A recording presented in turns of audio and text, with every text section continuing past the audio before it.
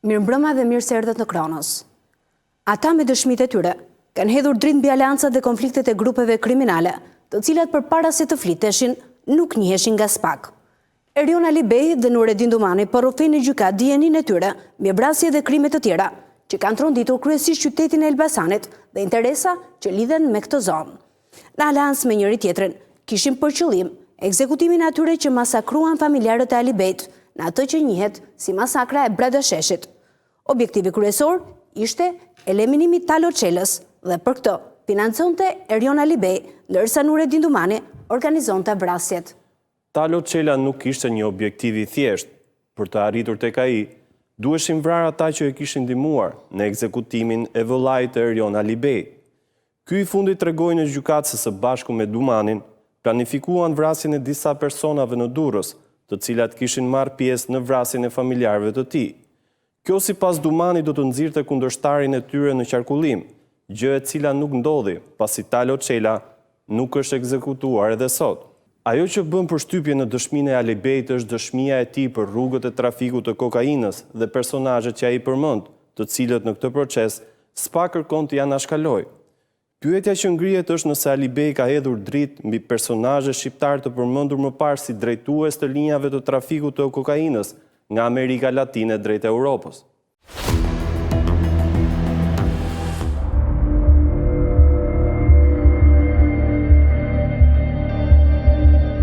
Erion Alibej, bashkëpunëtori i SPAK në zbardhjen e disa vrasjeve të ndodhura në Elbasan dhe Durrës, po dëshmon në gjykatën e posaçme në lidhje me dijeninë e tij dhe rolin që ka pasur në këtë ngjarje.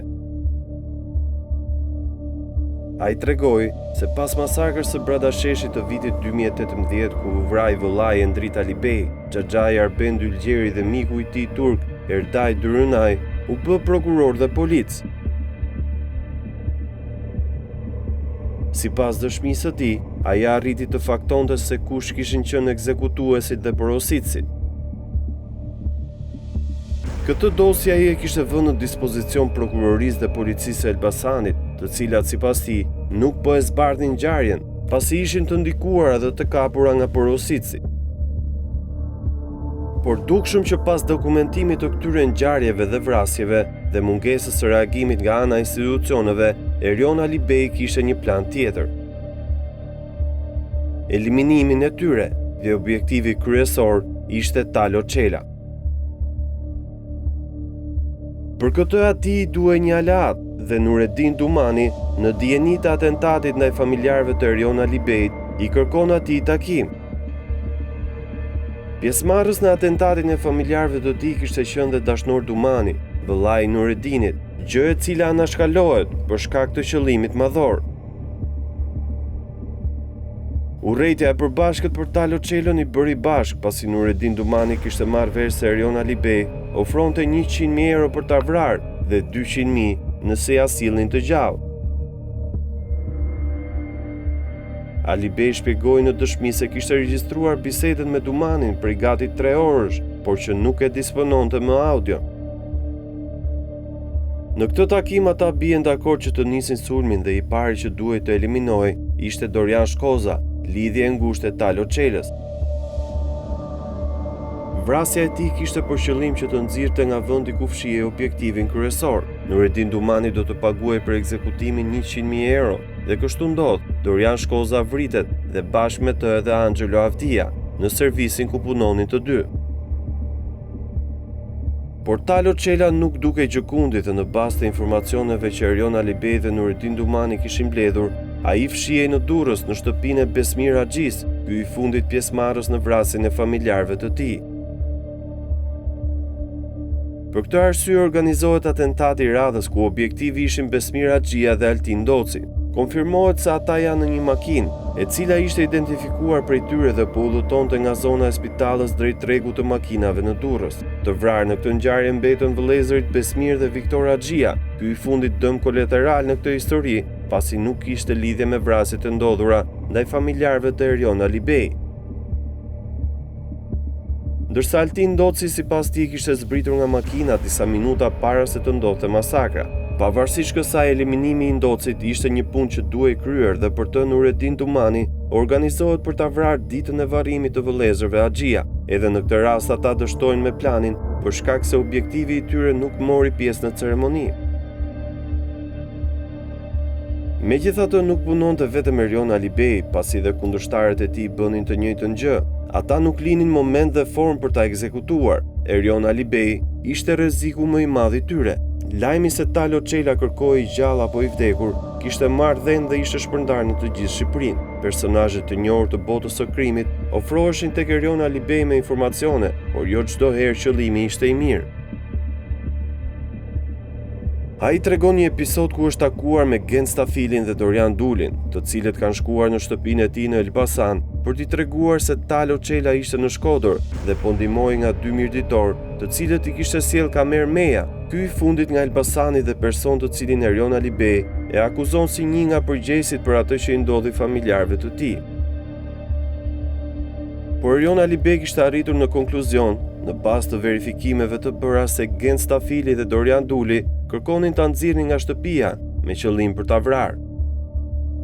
Në këtë periudhë sulmet ndaj familjarëve të Erion Alibejit ishin të shumta, duke i vrarë lidhje shoqërore dhe djalin e dajës së tij. Ai tregon dhe për një tjetër vrasje të ndodhur në Elbasan, ajo Emiliano Ramazanit, dhe ai ka qenë interesuar për ta ekzekutuar, pasi e konsideronte shumë të rëndësishëm për grupin e Çopjave, të cilët ishin dhe porositësit e vrasjeve të familjarëve të tij. Këtë Erion Alibej e kishte konfirmuar nga disa burime të cilët e dërguan tek emrat e Franz dhe Hajdar Çopjas, dikur miq të tij dhe të vëllait i ndritit. Erion Alibej tregoi në gjykatë se pas masakrës së Bradasheshit, niveli i intrigës në qytet ishte i madh, pasi njerëz ofroheshin dhe i jepnin informacion, duke akuzuar Suel Çelën për këtë ngjarje. Ndër personat që i kishin thënë këtë ishin kundërshtarët e Suel Çelës në qytet, fisi i Çapjave. Ata i kishin thënë që vetëm ai ka fuqi të kryejë masakra të tilla në Elbasan. Ai sqaroi se edhe pse në kërkim udhëtoi në mënyrë ilegale drejt Hollandës, ku takoi Suel Çelën. Ky i fundit i tregoi se pas atentatit të familjarëve të tij,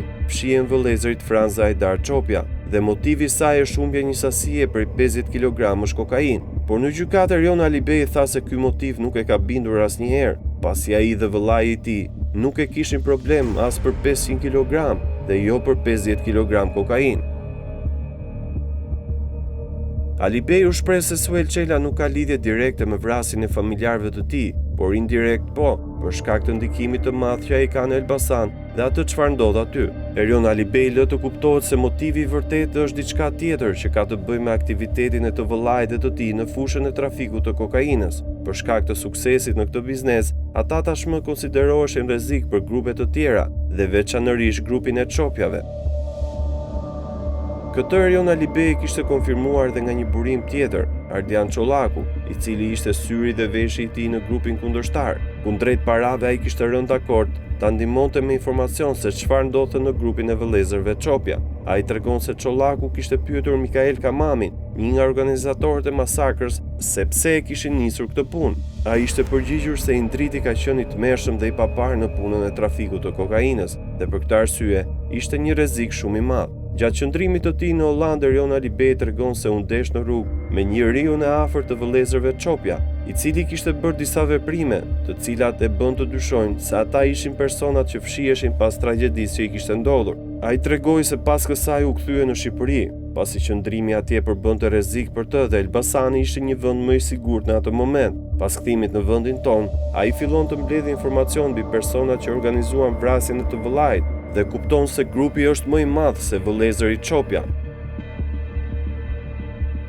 Me shumë para të fituara nga trafiku i kokainës ndër vite, me disa të vrarë në familje por pa shumë lidhje në Shqipëri, Erion Alibej vendos të futet në aksion. Kupton që e para gjë që duhet të bësh në një vend si Shqipëria kur ti ke probleme me sigurinë është të kesh akses në polici dhe në platformat e saj të informacionit. Për këtë, ai arriti të rekrutonte që 2 punonjës policie të Elbasanit të punonin për të. Leonard Dalka, i cili ka mbajtur detyra të rëndësishme në drejtorinë e policisë në Elbasan, i kishte bërë të mundur aksesi në sistemin Teams. Aty ai kontrollonte hyrje-daljet e të gjithë personave të cilët i kishte identifikuar si financues, organizator dhe ekzekutues të familjarëve të tij. Gjatë dëshmisë në seancë ai përmend sërish Suel Çelën. Kisha akses në Teams përmes policit Leonard Dalka, po grumbulloja shumë informacion. Jo se po harroja Suel Qelën, ai kujtonte se më kishte lënë në gjumë, por unë nuk kam fjetur asnjëherë. Madje mendoj se unë e kam lënë Suel Qelën në gjumë. Unë po humbja besimin në institucionet e drejtësisë në Elbasan, I tha Alibej gjykatës. Leonard Palushi ishte polici tjetër që ndihmonte Erion Alibej, me informacione apo dhe veprime konkrete në terren,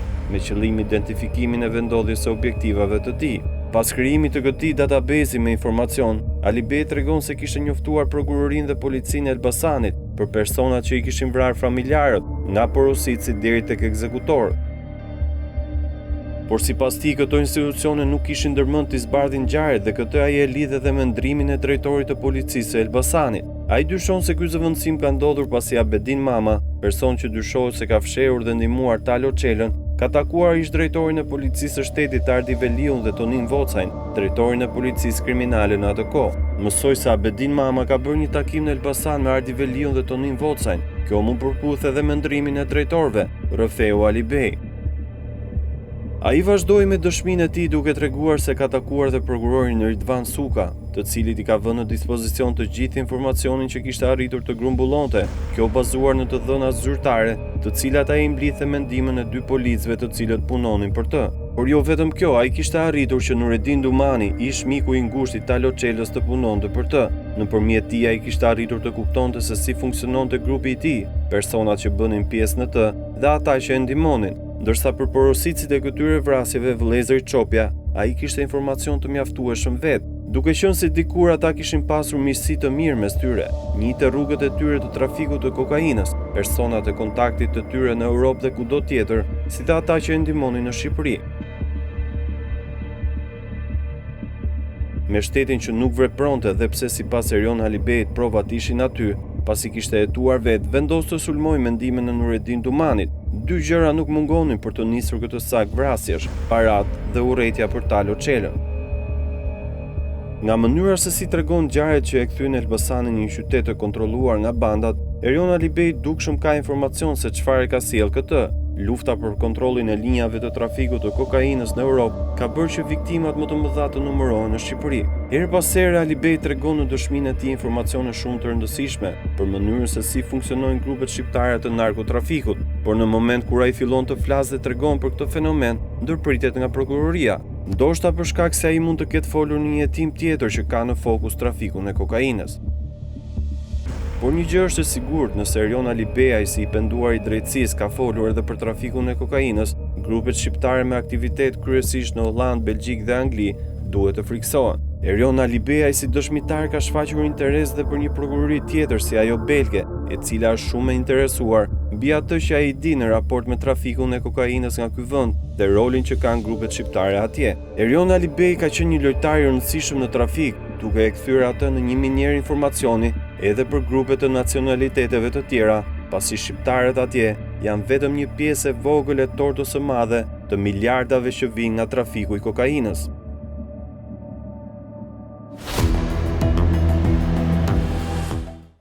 Jemi kthyer në studio dhe për të diskutuar për këtë temë na është bashkuar kolegu e Euronews Albania, Eni Ferrati. Jeni shumë faleminderit që jeni sërish në Kronos. Mirë se erdhe. Procesi gjyqësor për këtë sak vrasjesh dhe atentatësh është bërë shumë I rëndësishëm pas dëshmisë së Erion Alibejit dhe asaj të Nureddin Dumanit. Çfarë ka bërë më shumë përshtypje nga dëshmitë që janë dhënë në gjykat të këtyre 2 personave dhe çfarë I ka bërë bashk këta të 2? Janë ngjarje të cilat datojnë nga viti 2018 deri në vitin 2022, pra një seri ngjarjesh kriminale në qytetin e Elbasanit, të cilat groshetohen me atë që në fakt që më ka bërë më shumë përshtypje është si e nisi, po themi, dëshminë e tij Erion Alibej. Ai e quajti intrigat që nisën në qytetin e Elbasanit. Pasi kjo dëshmi që ai po jep në fakt, më lejoni ta them fillim të herës, deri diku, deri në këtë fazë që jemi, sepse ai do të flasë për të paktën 7 vrasje, por dhe episode të tjera, deri në këtë fazë dëshmia e tij duket sikur përputhet me dëshminë paraprake që ka dhënë Nureddin Dumani, qoftë në fazën e hetimeve, qoftë edhe në dëshminë që ai ka përfunduar para gjykatës posaçme në të njëjtin mega proces gjyqësor, sepse është një nga proceset më të mëdha që po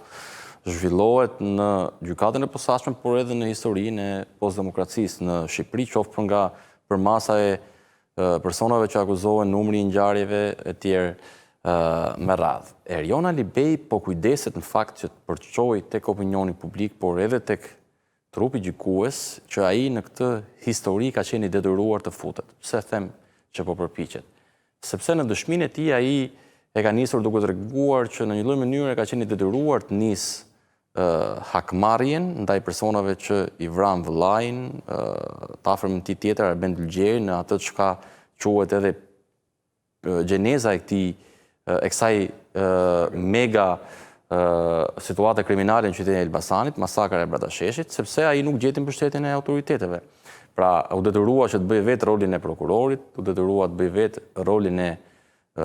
policit, dhe kur pa që nuk po kishte, po themi, lëvizjen nga ana e shtetit, u detyrua që të lidhet dhe të kontraktoj Nureddin Dumanin, i cili për interes dhe për llogaritë të tij do të hakmerrej duke ekzekutuar të gjithë personat që fillimisht i ekzekutuan vëllain dhe Xhaxhain, ngjarjen ku humbi jetën dhe një shtetas turk, e më pas edhe të gjithë personat e tjerë të cilët më pas vijuan sulmet ndaj njerëzve të tij të afërmve, si djemtë e dajës tij apo dhe personave të tjerë. Madje ai ka treguar që ka qenë edhe vetë në shënjestër për t'u ekzekutuar nga rivalet e tij, ka folur edhe për dyshimet që ka patur, pasi fillimisht atij kanë ardhur informacione që sulmin apo masakrën e Bradasheshit ja ka kryer Suel Çela, Kamer Mehja, madje edhe personazhet e tjerë të cilët njihen, po themi, si kontingjent apo personazhe të botës krimit. Ndërsa ç'a mendon që i bëri bashkë Nureddin Dumani dhe Erion Alibej, vetëm parat që kishte Erion Alibej, apo Nureddin Dumani kishte diçka tjetër pas kësaj historie? Kjo është shumë interesante për tu analizuar. Besoj që Nureddin Dumani, të paktën nga të gjithë informacionet që janë bërë tashmë publike apo ne jemi njohur, ka patur dy interesa. Në radh parë, jo vetëm interesin ekonomik, sepse Erion Alibej u kujdes të thoshte që e ka furnizuar me para Nureddin Dumanin, madje edhe më shumë se ai çka kërkuar, që t'i tregonte atij që ai vërtet kishte para dhe besonte tek Nureddin Dumani, ndërkohë nga ana tjetër, balancat e Nureddin Dumanit në raport me ish-mikun e tij të ngushtë, në kohën kur është kontraktuar nga Erion Alibej,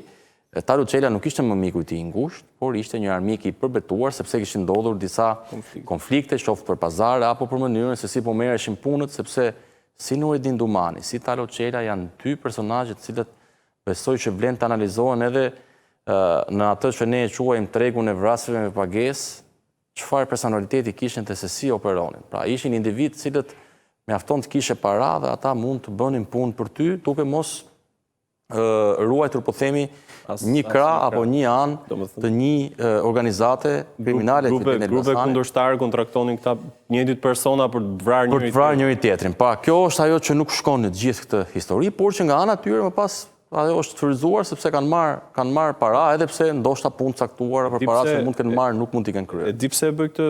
këtë pyetje që çfarë i bën bashkë këta dy persona, sepse Erion Alibej ka folur edhe për vllain e Nureddin Dumanit, Dashnor Dumanin, i cili ka qenë një ndër pjesëmarrësit në masakrën e Bradasheshit, dhe pyetja që kam unë si e ka nashkaluar një gjë të tillë Erion Alibej në raport me Nureddin Dumanin. Ai e ka shpjeguar në fakt episodin që megjithëse kishte informacione që vetë Dashnor Dumani ka qenë pjesë e asaj që njihet si masakra e Bradasheshit, ishin kushtet që ai mund t'ia falte gjakun e vllait Nureddinit, vetëm ai të tregonte të vërtetën, ndoshta edhe e ka shfryzuar këtë moment që nga Dashnori të merrte informacione të tjera se kush kanë qenë pjesë e togës së ekzekutimit me pagesë. Pra ai kishte arritur pak a shumë, duke qenë që kishte edhe sistemin TIMS, sepse ky është një element shumë interesant. Erion Alibej ndoshta pa dashje ka zbuluar një hetim tjetër që po zhvillon prokuroria e posaçme për një dyzinë, do të thoja unë, ndoshta efektivesh policie në qytetin e Elbasanit dhe jo vetëm, të cilët ishin rekrutuar dhe i shërbenin atij për të patur akses në sistemet operative të policisë. U zbulua emri i efektivit Leonard Allkja, i cili rezulton në fakt, i cili ka qenë pjesë e strukturave të policisë së Elbasanit, madje edhe në poste të nivelit mesëm drejtues, si shef krimesh apo zëvendës shef komisariati, ku ai kishte vendosur aksesin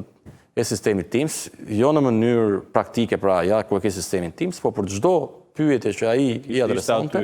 kishte një përgjigje shumë shpejt, paktën 12 orë në ditë, tha ai, pra me sa duket kohën kur efektivi policisë ka qenë punë, ai bënte dy punë, punonte edhe për shtetin dhe për Erion Alibej. Unë jam interesuar dhe për këto episode ka një fraksion të ndarë hetimi në prokurorinë e posaçme, që ka do të thotë që ka dyshime dhe për efektiv tjerë, të cilët kundrejt pagesës kanë punuar për interesat e grupeve kriminale, kryesisht në pjesën logjistike për siguruar informacione. Dhe sa për ta kompyetjes të Xhevi, pra pikërisht unë besoj që Erion Alibej, i cili te përshtypjen të një djali shkolluar dhe shumë të edukuar për të vërtetës në raport me personazhe të tjerë të botës krimit që ne kemi hasur, duket që ka dhe një nivel tjetër kulturor, ndoshta edhe të formimit të tij, edhe të shprehur, edhe të treguar gjëra. Pikërisht, ka luajtur pak a shumë edhe me ndjenjat dhe rrezikun që kishte Nureddin Dumani, sa i takon ekspozimit të vllajt të tij në raport edhe me Talo Çelën, kur ka qenë i dyshuar. Por nga ana tjetër, Erion Alibej kishte edhe informacione tjera krahas policisë, nëpërmjet lidhjeve të tij, zbuloi për shembull që Erion Alibej bashkëpunonte edhe me një personazh shumë të njohur të botës krimit në qytetin e Durrësit, pra Plaren Dervishaj, duke zbuluar edhe kodin dhe nofkun e tij në aplikacionin Sky ECC, ku sipas tij Plaren Dervishaj ishte... Jo vetëm ajo, por në shtëpinë e Erion Alibejt, për shembull, kanë shkuar personazhe si Gen Stafili dhe Dorian Duli. Po, edhe ky është moment, pra na tregon edhe miksime, po themi, apo perimin që kanë grupet kriminale në Shqipëri, ku bashkëpunojnë me njëra tjetrën, qoftë për sigurim të informacioneve, qoftë për shkëmbim të hasmit që kemi hasur edhe më herët, apo edhe për interesa tjera që i lidhin duke padur parasysh për ngjarjet për cilët akuzojnë këta persona, për cilët kanë folur dhe i kanë treguar prokurisë, mendon që prokuria ka prova të tjera, po them, shkencore për t'i provuar këto ngjarje kriminale, pasi shohim edhe në gjykat, për shembull që avokatët mbrojtës kërkojnë që këto dëshmi t'i orientojnë drejt atyre dëshmive të cilat janë të ndikuara nga prokuroria dhe orientohen gjithmonë nga prokuroria. To janë procese që patjetër do kenë edhe natyrën e kundërshtive edhe ligjore. Jemi në fazën që Erion Alibej po flet ato që ka di. Prokuroria e posaçme për gjitha ngjarjet ka administruar, po themi, edhe dosjet penale për gjitha ngjarjet, veprimet që ka kryer policia, dyshimet në atë kohë që ka padur policia, provat materiale që janë mbledhur në atë kohë, dhe patjetër këto në drejtsinë e gjykatës pastaj, nëse dëshmia e qofte Nureddin Domani, qofte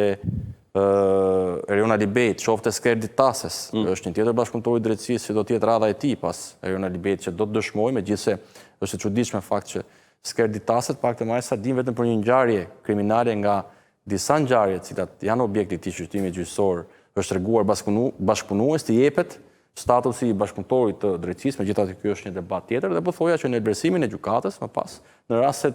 gjitha këto dëshmi do të jenë të harmonizuara edhe me prova tjera që do të dorëzojë prokuroria e posaçme,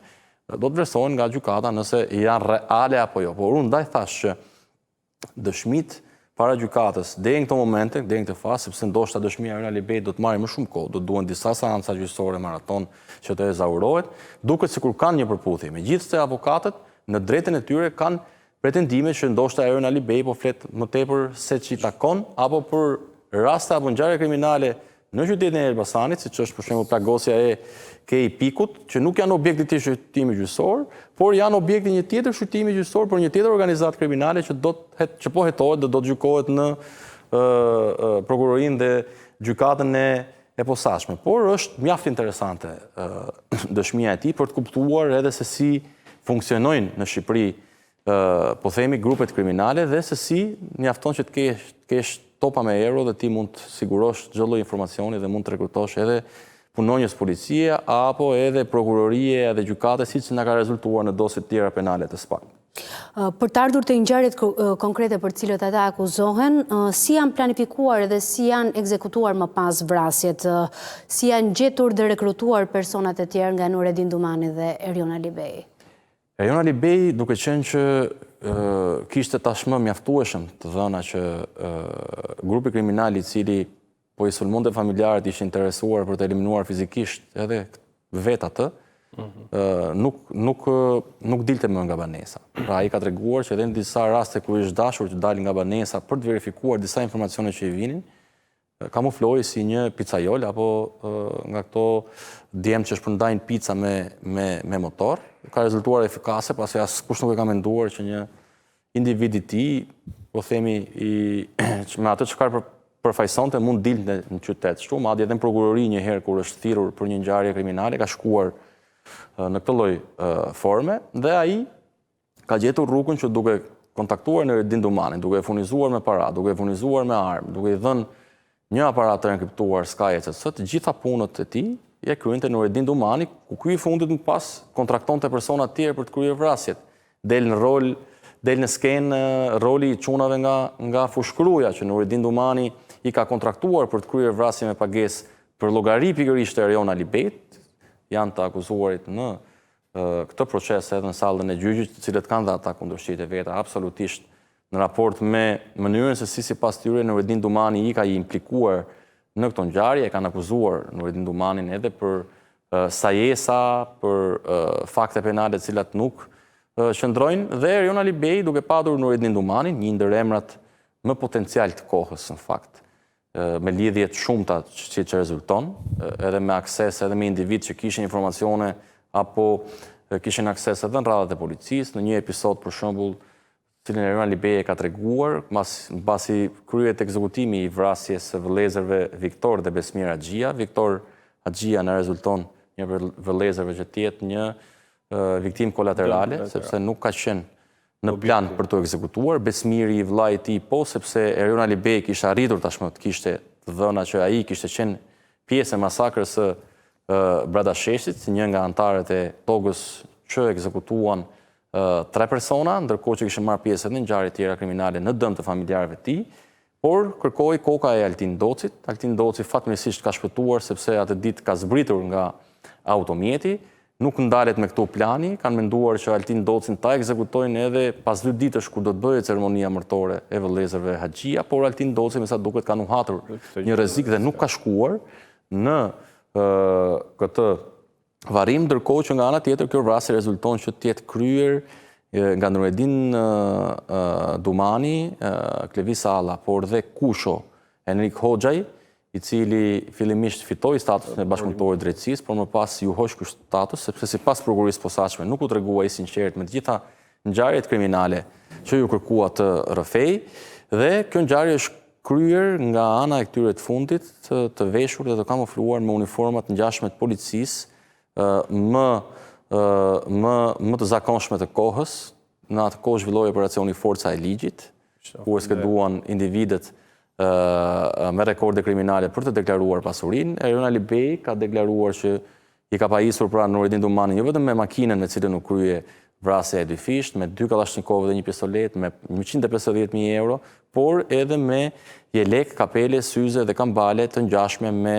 ato që përdorte policia në kuadër të operacionit Forca e Ligjit. Nureddin Dumani nga njëra anë jo vetëm që gjente vrasës me pagesë apo individ të cilët do të kryenin këto vrasje, por siguronte dhe informacione sepse u arrestua leftera ndjes Klevis Salla në atë kohë, i cili fitoi statusin e bashkëpunëtorit të drejtësisë, por dhe ati ju hoq më pas, dhe Nureddin Dumani nga një lidhje e tij, nga një komshi i tij, i njohur sipas Erion Alibeit si Miri i Pojës, siguroi informacione që Klevis Salla po fliste në polici, dhe kjo e kishte shqetësuar Erion Alibein, sepse kjo mund të ekspozonte Nureddin Dumanin dhe do të ndërprehej plani i tyre për të vijuar me listën e personave të cilën ata kishin vendosur që do të ekzekutoheshin në shenjë hakmarrje. Dhe këtu na del lidhja e grupeve kriminale, ku Nureddin Dumani me sa duket pas ka padur lidhje të ngushta, në fakt rezulton dhe një dosje tjetër që ka padur me grupin kriminal i cili është përmendur kohët e fundit në qytetin e Durrësit. Miri i Pojës është Fatmir Troplini, gjithashtu me mas siguri e arrest në burg, në kuadër të operacionit Revanshi, ku akuzohet për sigurim të kushteve dhe mjeteve materiale për të kryer vrasje në dëm të shtetasit Preng Gjini, është ekspozuar dhe në atë dosje nga dëshmia e Nureddin Dumanit. Për nivelin e intrigës Dhe komunikimit në aplikacionin Sky, ndjes. Për nivelin e intrigës mes grupeve kriminale, në këtë rast, qa mund të thuash, pasi ne përmendëm pak që në shtëpinë e Erion Alibeit kishte qenë një personazh si Gen Stafili dhe Dorian Duli, që në fund fare ai më pas nuk i kishte besuar, pasi qëllimi përfundimtar sipas tij ishte që ata ta nxirrin nga shtëpia me qëllim që dikush ta vriste Erion Alibein. Çfarë tregon kjo për nivelin e intrigës mes tyre? Jo vetëm kjo dëshmi, por kryesisht më shumë komunikimet në aplikacionin Sky, që cilat janë zbardhur në disa dosje, kanë treguar se si, më saktë kanë nxjerrë lakrat në shesh, se si këto grupe kriminale apo këto individ të cilësuar me rrezikshmëri të lartë shoqërore kanë kryer, po themi, edhe nga këto manovrat apo intrigat për të nxjerrë në thojza mikun e tyre në prit. Kemi parë skenar nga më të ndryshëm se si janë nxjerrë njerëzit, po themi, për të vrarë si lepë në rrugë. Tu besoj që ka qenë kujdesi që Erjon Alibej ka treguar, sepse edhe shfaqja një interesi ndoshta caktuar nga disa individ që nuk kanë lidhje me qytetin e Elbasanit, apo që ndoshta... Duket sikur lajmi që ai kërkonte kokën e Talo Çelës me SSB-n. Ka shqetësuar dhe individ tjerë dhe ka prekur interesa edhe të grupeve kriminale të tjera, të cilat në një lloj forme apo mënyrë janë përfshirë për të mbrojtur ndoshta Talo Çelën dhe për të vijuar edhe planin që kishte grupi tjetër, për të ekzekutuar të gjithë njerëzit e afërm të Erjon Alibej dhe atë vetë së bashku me edhe shtetas tjerë, të cilët janë ekzekutuar, qoftë në Belgjikë apo vende tjera, këtu i referohen vrasjes Arjan Spahiu. Për të arritur të një moment tjetër që janë porositë e vrasjeve ndaj familjarëve të Erjon Alibej nga vëllezërit Francë dhe Hajdar Çopja. Alibej në dëshminë e tij hedh poshtë variantin që i gjithë konflikti ka nisur për humbjen e 50 kg kokaine. Madje thotë që ne nuk e kishim problem as një sasi prej 500 kg. Mendon se sulmi ndaj familjarëve të tij ka qenë për t'i nxjerrë ata nga trafiku i kokainës, duke qenë se ishin lojtar me peshë në transportin e kësaj lënde, kryesisht në portet e vendeve të ulta dhe vendeve të tjera të BE-s? Shiko, ky moment deri në të fazë paktën kanë ngelur pak i paqartë, po themi, sepse Erjon Alibej ka treguar aty që në këtë konflikt, pra për sasinë e humbur prej 50 kilogramve kokainë që kishin bërritur në Britaninë e Madhe, kanë qenë i përfshirë në konflikt edhe një grup kriminal vendas, pra me shtetas rumuno-anglez, të cilët madje kishin dhunuar dhe një të njohur të tij, e kishin masakruar, po themi, këtu ai akuzon Franz Çopjan drejt për drejt në fakt, që e ka sajuar këtë lloj situate, e madje ka folur edhe për disa linja ndoshta inovative që grupi Çopja kishte gjetur edhe për të trafikuar drogë drejt Britanisë së Madhe, me ngarkesa me kuaj që vinin drejt Britanisë apo drejt Gjermanisë në vende tjera që kanë qenë të suksesshme dhe nuk janë kapur nga autoritetet. Por besoj që deri në fund, ndoshta edhe nga dëshmia e personave tjera apo vetë dëshmia e Alibejt do të sqarohet nëse kemi të bëjmë, sepse ky është një përfundim fakt që ka dalë edhe vetë prokuroria e posaçme dhe me drejt Alibej, Erjon Alibej thotë që nuk është ky shkaku, patjetër që Endrit Alibej, vllai i tij, viktima e masakrës, një nga viktimet e masakrës së Bradasheshit, ka patur duket një rol shumë të fortë në tregun e narkotrafikut, pra me qendër në Holland, por nga ana tjetër edhe grupi kriminal Çopja, që dikur me sa duket kanë qenë edhe bashkëpunëtor, madje ka folur Erjon Alibej edhe për ndihmën që fillimisht Endriti i ka dhënë Hajdar Çopjes apo Darit, i cili vijon të jetë në kërkim, ndoshta episodet tjera që do të zbulohen në vijim do të japin një tablo më të qartë nëse realisht pra këto organizata apo grupe kriminale që kanë ngritur një perandori ekonomike dhe kishin po themi një potencial shumë të madh ekonomik, vërtet për një sasi prej 50 kilogramësh kokainë që në vlerë po themi janë tek 1 milion pound, realisht ja vlente që të niste gjithë kjo luftë, apo kemi po themi arsye tjera apo intriga tjera, pra paskena tjera, të cilat kanë çuar vërtet në këtë gjakderdhje 4 vjeçare me disa viktima. Eni, në dëshminë e tij Erjon Alibej flet her pas here edhe për Suel Çelën, ndoshta personazhi më influencë në qytetin e Elbasanit. Ai përpiqet, madje në dëshmi tha që ai nuk e përfshin direkt Suel Çelën atë që i ndodhi familjes së tij, por indirekt lat kuptoi që kishte diçka. Si e sheh rolin e Suel Çelës në gjithë këtë konflikt mes Erjon Alibejait dhe vëllezërve Franz dhe Hajdar Çopja? bazuar në atë që ka thënë Erion Alibeja deri tani, se ne s'kemi nga në ta dim tjetër. Unë besoj që reputacioni i Soel Qelës në qytetin e Elbasanit nuk vetë në diskutim, jo në atë kohë që i referohemi në ngjarjeve dhe bisedave që ka rrëfyer Erion Alibej, por nuk vihet në diskutim as sot që po flasim. Për shumë arsye, Soel Qela duket si ai ndoshta kumbari ose komandanti i gjithë qytetit Elbasanit, që në këtë rast tregohet i kujdesshëm, jo vetëm sepse ka padur njohje të hershme me Erion Alibej, kanë qenë shok të ngushtë e tjerë me radhë, por me sa duket nuk ka dashur që të shfaqet apo të përfshihet edhe për një imazh të keq që ai ndoshta mund të kishte kryer një krim makabër ndaj shokëve të tij. Duket i sinqert pak në raport me këto episode, megjithse intrigat, siç tha Erion Alibej, kishin nisur në qytet dhe atë po e drejtonin fillimisht drejt Soel Qelës, por ai nuk gjente një arsye, përjashto vetëm rastin e shtetasit Gjoni Rusta, i cili ishte një lidhje afër me Soel Qelës, me cilin Erion Alibej kishte patur një konflikt që plagosur Dajën, më pas Erion Alibej e plagosi Gjoni Rustën, por prap ishte një çështje e cila ishte mbyllur dhe madje Soel Qela ishte betuar, po themi, në një takim që ka rrëfyer Erion Alibej në Hag, që nuk fshihet ai pas kësaj ngjarje, por nga ana tjetër, organizata kriminale Çopja, e cila ishte autore e gjithë kësaj masakre dhe vijimit të ngjarjeve, ishte interesuar që të fuste në konflikt pikërisht Erion Alibej me personin e gabuar, në këtë rast me